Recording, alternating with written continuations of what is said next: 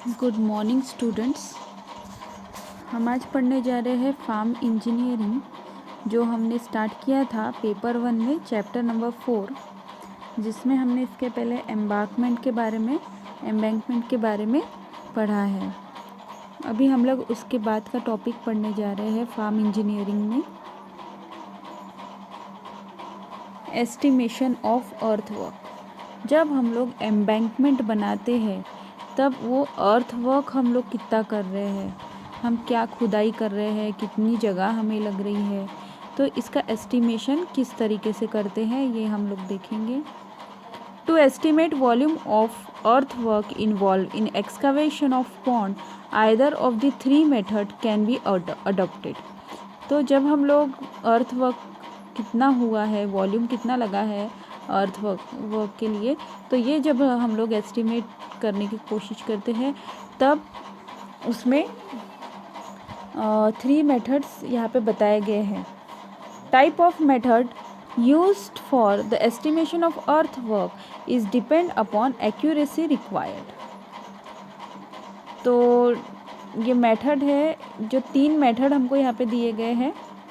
तो earthwork estimation के लिए ये 3 मेथड यूज़ किए जाते हैं जो कि पे डिपेंड है। तो सबसे पहला है थंब रूल मेथड। तो उसका फॉर्मूला यहाँ पे दिया गया है। It gives very rough estimate of quantum of earthwork involve. तो ये जो थंब रूल मेथड है, इससे हमें अर्थवर्क का रफ एस्टिमेट एक मिल जाता है कि रफली इतना एरिया इसको लगा है। तो इसका फॉर्मूला है capital V is equal to capital AV, ये एवरेज के लिए AV डिनोट किया गया है, मल्टीप्लाई बाय कैपिटल D। तो अभी देखिए where capital V is equal to volume of earthwork involve. तो हम लोग यही निकाल रहे हैं यहाँ पे, volume of earthwork involve means earthwork वहाँ पे कितना हुआ है। तो वो निकालने के लिए उसका फॉर्मूला है AV इंटू D। तो AV का मतलब यहाँ पे है average area of cross section of pond. तो किसी क्रॉस सेक्शन पॉन्ड को कितना एवरेज एरिया लगा है, और capital D is equal to है डेप्थ। तो AV जो है, ठीक है, V is equal to AV into D। तो इसमें जो AV है उसके लिए ये एक फॉर्मूला दिया है, top L means top length plus bottom BOT L means BOT means bottom, L for length divide by 2 into top breadth plus bottom breadth. तो लेंथ और ब्रेथ यहाँ पे दिया गया है, capital L for length and capital B for breadth. तो formula बनता है top L plus bottom length divide by 2 into top breadth plus bottom breadth divide by 2। तो ये हो गया average area of cross section of pond is equal to, ये formula हो गया top L plus bottom L divide by 2 into top bottom plus top breadth plus bottom breadth divide by 2। तो हम ये AV का जो फॉर्मूला है ये AV के जगह पे पुट करेंगे। तो देखो हमको क्या मिलता है, V इज इक्वल टू, अभी AV के जगह पे हम लोग वो वाला फॉर्मूला यूज़ कर रहे हैं, top length plus bottom length divide by 2 into top breadth plus bottom breadth divide by 2 into D। तो हमको ये मिल गया फॉर्मूला। तो हम इसमें से एक रफ एस्टिमेट निकाल सकते हैं, मीन्स कितनी मात्रा में हमको हमारा अर्थवर्क वहाँ पे हुआ है। तो where L is equal to length and B is equal to breadth, capital L length capital B breadth. तो ये हो गया थंब रूल मेथड फॉर्मूला। अभी सेकेंड वाला फॉर्मूला है trapezoidal method formula. Trapezoidal method formula gives better estimation of quantum of earthwork involved than thumb rule method। तो जो trapezoidal method है ये थंब रूल मेथड से बेटर एस्टिमेशन हमको दे सकते हैं, बेटर हमको पता चल सकता है और ज़्यादा एक्यूरेट हम लोग इससे निकाल सकते हैं। However it is use for the primary estimation, और ये प्राइमरी एस्टिमेशन के लिए यूज़ किया जाता है। इसका फॉर्मूला है V is equal to small d by 2 divide by 2 bracket में A0 plus 2A1 plus A2 bracket close, where capital V is equal to volume of earth work to be excavated. तो कितना volume of अर्थ जो हमने है excavate किया है। उसके बाद A0 area of cross section of pond at the top, ठीक है। A1 area of cross section of pond in middle, A2 area of cross section of pond at the bottom, और स्मॉल d जो है वो distance between cross section. तो top और bottom में कितना डिस्टेंस है वो स्मॉल d डिनोट करता है। तो ये हो गया हमारा प्राइमरी एस्टिमेशन के लिए फॉर्मूला। अभी है prismoidal method formula. It is use for final estimation. तो ये तीन इससे हम लोग एस्टिमेट कर सकते हैं। तो सबसे पहले हमको थंब रूल मेथड से हमको पता चलेगा रफ एस्टिमेशन। उसके बाद हमें प्राइमरी एस्टिमेशन हमको ट्रेपेजॉइडल मेथड से पता चलेगा, और प्रीमोइडल मेथड से हमको फाइनल एस्टिमेशन का पता चलेगा। तो फाइनल एस्टिमेशन निकालने के लिए फॉर्मूला है V is equal to small d divide by 3 bracket into A0 plus 4A1 plus A2 bracket close, where capital V is equal to volume of earthwork to be excavated, A0 is equal to area of cross section of the pond at the top, A1 is equal to area of cross section of pond in middle, A2 is equal to area of cross section of pond at the bottom, और small d means distance between cross section। तो ये formula से हम लोग final estimation हमारा निकाल सकते हैं कि एरिया कितना इन्वॉल्व हुआ है, अर्थवर्क कितना हुआ है। Now construction of pond. The most important part in the construction of fish farm is execution of different construction work। तो सबसे इम्पॉर्टेंट पार्ट है हमारा, जब हम लोग पॉन्ड कंस्ट्रक्ट करते हैं, फिश फार्म कंस्ट्रक्ट करते हैं, तो सबसे पहले एग्जीक्यूशन करना पड़ता है। मीन्स पहले उसका डिज़ाइन बनाना पड़ता है, पहले परफॉर्म किस तरीके से करना है वो वर्क, वो हमको देखना पड़ता है। तो अलग अलग कंस्ट्रक्शन वर्क का अलग अलग एग्जीक्यूशन होता है। If construction work is not properly executed then best design plan result in failure. तो जो कंस्ट्रक्शन वर्क है हमारा, तो उसको प्रॉपरली एग्जीक्यूट अगर हमने नहीं किया तो डिज़ाइन प्लान में हमारे फेलियर आएगा, अच्छे से डिज़ाइन प्लान नहीं बनेगा।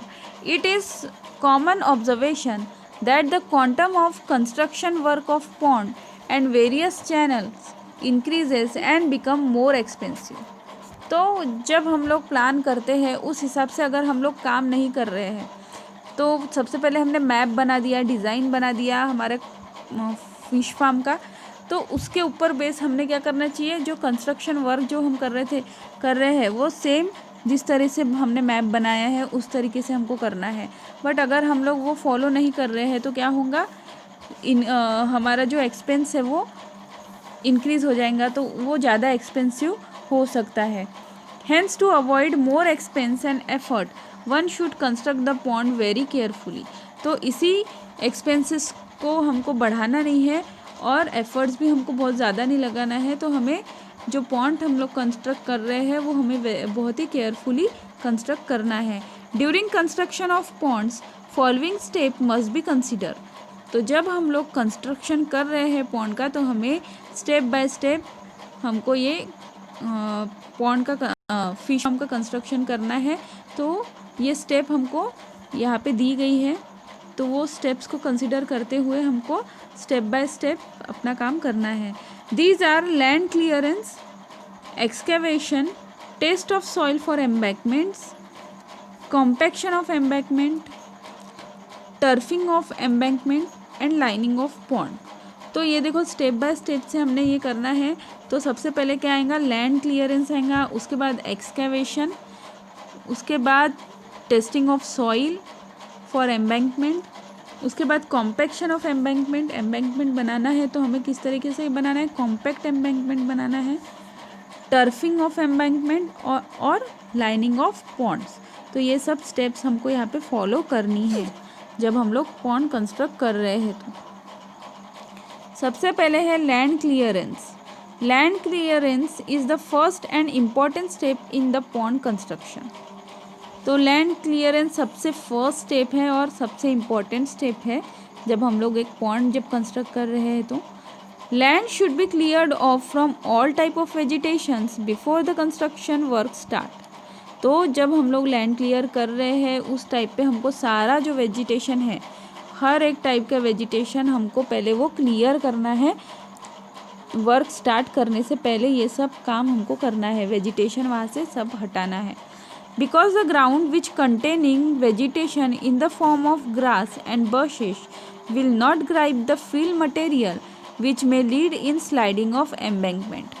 तो अगर ये वेजिटेशन वहाँ पे थोड़ा भी रह जाता है in the form of grass या फिर बशेस, छोटे छोटे जो पेड़ होते हैं, तो उसके वजह से क्या होगा, वो जो हमारा फिलिंग मटेरियल है, एम्बैंकमेंट हम जिससे बना रहे हैं, तो वो जो मिट्टी है उसमें ग्राइप नहीं होंगी, अच्छे से वो पकड़ नहीं रहेंगी। तो उसके कारण क्या हो सकता है, एम्बैंकमेंट जो है वो स्लाइड हो सकता है, घसर सकता है। Woody material in the embankment will decay and form dangerous pockets which result in leakage of embankment. तो जब हम लोग एम्बैंकमेंट बनाते हैं सॉइल से, क्ले से, तब उसमें कोई भी तरह का वुडी मटेरियल उसमें नहीं रहना चाहिए। क्योंकि क्या होता है, जब ये वुडी मटेरियल उस एम्बैंकमेंट में, उस मिट्टी में रह जाता है, तो कुछ दिन के बाद वो डीके हो जाता है, सड़ जाता है, और उसमें क्या हो जाते हैं, पॉकेट्स तैयार हो जाते हैं, खाली स्पेस तैयार हो जाता है, जिससे कि लीकेज, एम्बैंकमेंट में लीकेज होने के चांसेस बहुत ज़्यादा होते हैं, जो कि हमारे पॉन्ड के लिए ये सही नहीं है।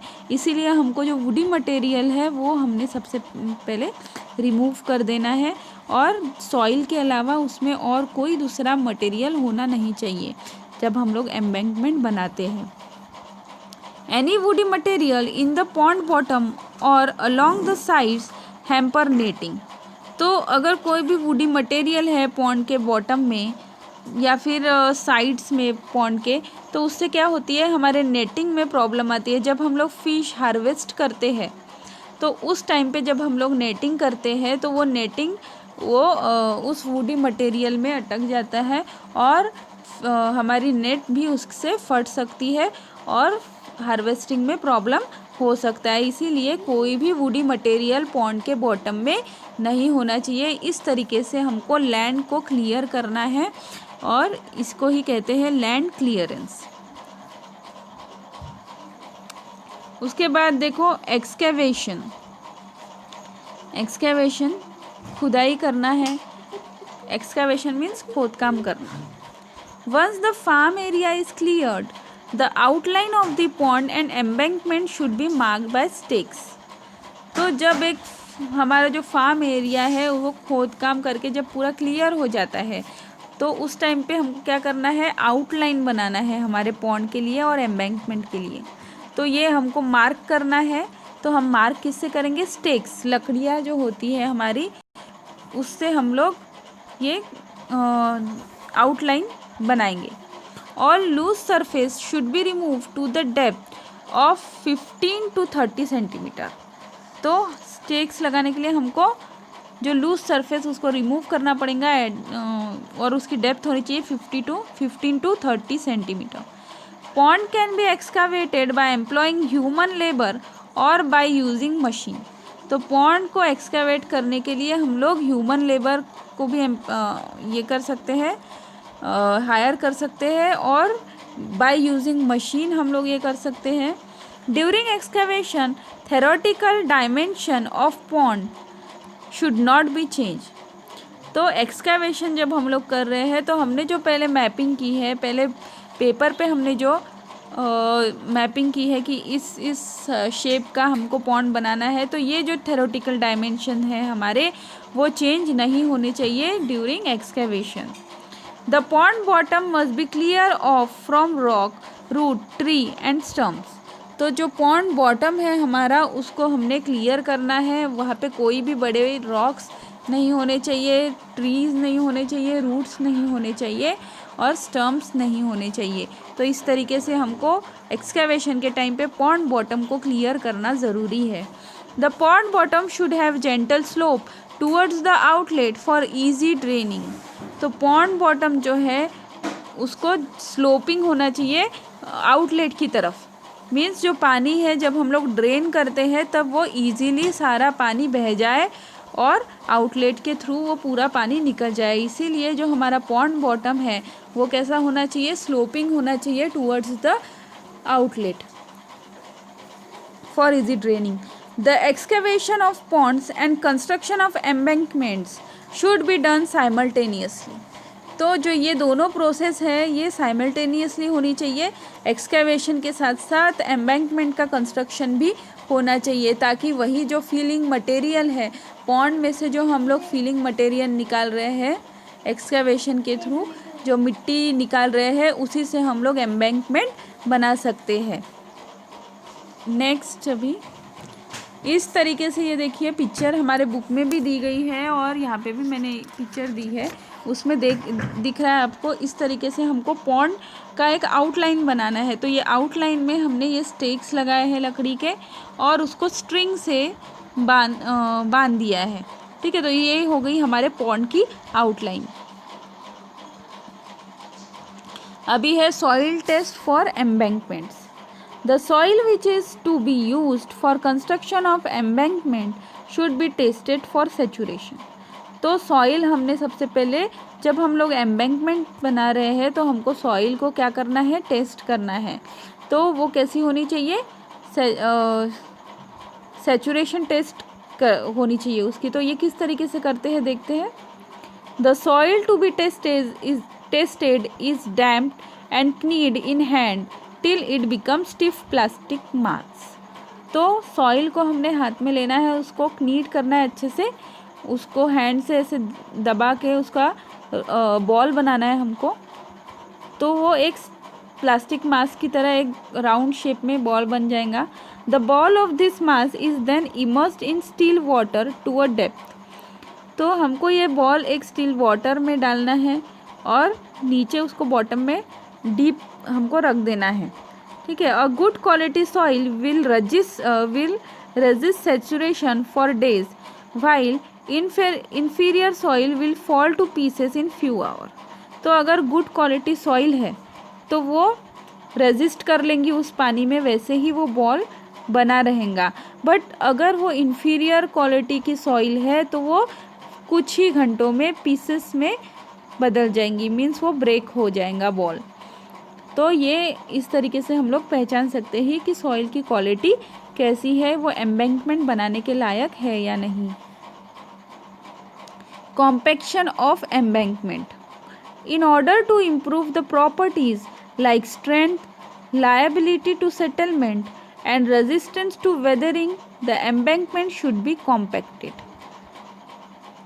तो अगर हमको एम्बैंकमेंट को की प्रॉपर्टीज़ इंक्रीज़ करनी है, जैसे कि स्ट्रेंथ की, एम्बैंकमेंट टूटे ना, लायबिलिटी उसकी, और वो वेदरिंग ना हो उसमें, तो एम्बैंकमेंट कैसा होना चाहिए, कॉम्पैक्ट होना चाहिए। मीन्स वो ऐसे पैक, हमने मिट्टी अच्छे से पैक करनी है, उसको रोलर से दबा दबा के हमको वो एम्बैंकमेंट बनाना है, तो तभी उसकी स्ट्रेंथ बनी रहेगी। The earth for embankment can be laid in layer of 15 to 30 centimetre thickness. तो हमको एम्बैंकमेंट की लेयर जो है, जो हम मिट्टी से लेयर बना रहे हैं, तो वो 15 से 30 सेंटीमीटर की थिकनेस की बनानी है। फिर उसको रोल करना है, फिर नेक्स्ट लेयर उस पर डालनी है। The next layer should be followed when the previous layer is properly rumped and compacted. तो नेक्स्ट लेयर हम लोग कब उस पर डालेंगे, जब वो जो प्रीवियस लेयर है, जो पहले डाली गई लेयर है, वो प्रॉपरली कॉम्पैक्ट हो जाए या फिर रैम्ड हो जाए। मीन्स अच्छे से उसमें जब हम लोग रोलर घुमाएंगे तो वो क्या हो जाएंगी, दब जाएंगी और जो मिट्टी है वो कॉम्पैक्ट हो जाएंगी। Rolling by ship foot roller is more effective and economical. तो शिप फुट रोलर से अगर हम लोग रोल करते हैं तो ये इफ़ेक्टिव भी होगा और इकोनॉमिकली भी अच्छा होगा। Compaction can also be done by using the road roller. Road roller की हेल्प से भी हम लोग इसका कॉम्पैक्ट कर सकते हैं, तो कॉम्पैक्शन हम लोग रोड रोलर से भी कर सकते हैं, ताकि जो हमारी जो सॉइल है वो अच्छे से दब जाए नीचे और सारे जो सॉइल के पार्टिकल है वो कॉम्पैक्ट हो जाए, जिसके वजह से एम्बैंकमेंट अच्छा बना रहेगा, जिसमें वेदरिंग नहीं होगी। Next, turfing of embankments. As soon as embankment construction and excavation work is completed, turfing of embankment should be done. तो जैसे ही हमारा एम्बैंकमेंट का कंस्ट्रक्शन हो जाता है और एक्सकेवेशन वर्क जो कंप्लीट हो जाता है, तो हम लोग टर्फिंग करेंगे एम्बैंकमेंट का। Turfing of embankment is necessary to prevent the erosion and sliding of it. Turfing means क्या होता है, उस पर लॉन की तरह घास उगाना अच्छे से, ठीक है। घास जब वो एम्बैंकमेंट पूरा बन जाता है तब उसके ऊपर घास उगाना, उसको टर्फिंग कहते हैं। तो छोटे छोटे पेड़ वगैरह हम लोग लगा सकते हैं। तो ये बहुत ज़रूरी है ताकि वहाँ पे इरोजन ना हो और स्लाइडिंग ना हो मिट्टी की। Low creeping grasses and short stolon and roots at frequent interval are best for turfing. तो हम लोग छोटे जो क्रीपिंग ग्रासेस होते हैं वो लगा सकते हैं, शॉर्ट स्टोलन्स लगा सकते हैं, छोटे छोटे जो पौधे होते हैं, और रूट्स हम लोग लगा सकते हैं, जैसे कि जो रूट्स होते हैं गाजर वगैरह उस टाइप का हम लोग लगा सकते हैं। तो ये हमको फ्रीक्वेंट इंटरवल्स में लगाना है तो ये बेस्ट रहेगा टर्फिंग करने के लिए। और उसके अलावा हम लोग papaya, coconut tree, banana trees and vegetable can be grow on top of the embankment. तो एम्बैंकमेंट का जो टॉप लेयर है उसके ऊपर हम लोग papaya, coconut tree, banana tree and vegetable ये सब भी हम लोग ग्रो कर सकते हैं। This will protect the fish farm from intense heat of sun. तो इसके वजह से बहुत ज़्यादा सन की हीट हमारे फिश फार्म को नहीं लगेंगी और ये फिश फार्म हमारा प्रोटेक्ट होते रहेगा सन से। It also add to the profit obtain from the farm. तो इससे हमको और फार्म से जो प्रॉफिट होता है उसके अलावा हमको इससे भी प्रॉफिट हो सकता है। जैसे अगर हम लोग पपाया ट्रीज़ लगा रहे हैं तो उसको भी हम लोग बेच करके प्रॉफिट कर सकते हैं। तो ये हमारे फार्म में एडिशन प्रॉफिट होगा। उसके बाद है fencing of farm. Fencing is put around the fish farm to keep the animal away from embankment and shore line of pond. तो जो हम फेंसिंग लगाते हैं, ठीक है, फेंसिंग से क्या होता है, हमारा फिश फार्म जो है वो प्रोटेक्ट होता है और एनिमल से भी प्रोटेक्ट होता है। एनिमल उससे दूर रहते हैं, वो फेंसिंग में अंदर नहीं आ पाते। एम्बैंकमेंट एंड शोरलाइन के लिए भी ये प्रोटेक्टिव होता है। If cattle allow to come on embankments weaken the embankments and they make the water muddy. अगर हमने कैटल को अलाउ किया एम्बैंकमेंट में आने के लिए तो क्या होगा, हमारे एम्बैंकमेंट कमज़ोर हो जाएंगे और जो हमारा पानी है वो मडी हो जाएगा। An excellent method of fencing of fish farm is cultivation of multiflora roses around it. तो हमको एक एक्सीलेंट मेथड है फेंसिंग का, जिससे हम लोग क्या कर सकते हैं, फिश फार्म के पास हम लोग मल्टीफ्लोरा रोजेस लगा सकते हैं, जिसके वजह से क्या होगा, बाकी कैटल्स वगैरह पॉन्ड के पास नहीं आ पाएंगे, क्योंकि जो रोजेस होते हैं उसमें कांटे होते हैं लगे हुए। It protect the farm from cattles, increase the beauty of farm and add to the profit obtain from the farm. तो इससे क्या होगा, हमारा फार्म प्रोटेक्ट होगा कैटल से और हमारी फार्म की ब्यूटी भी बढ़ेगी और जो प्रॉफिट भी बढ़ेगा हमारे फार्म का। मीन्स फिश कल्चर के साथ साथ हम लोग फार्म में जो फ्लावर्स है उससे भी हम लोग प्रॉफिट कमा सकते हैं। The rats and crabs cause severe damage to the embankment by making the बरोज।